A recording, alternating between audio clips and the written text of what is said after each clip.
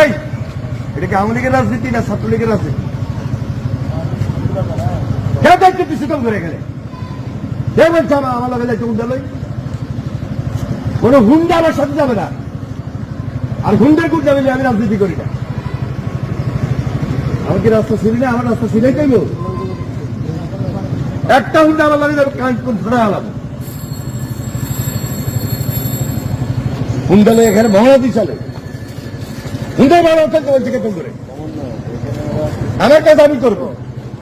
তোমরা সেখানে বসে থাকতে যাই হয় একদম চলে যাও রাজনীতি করো এখানে।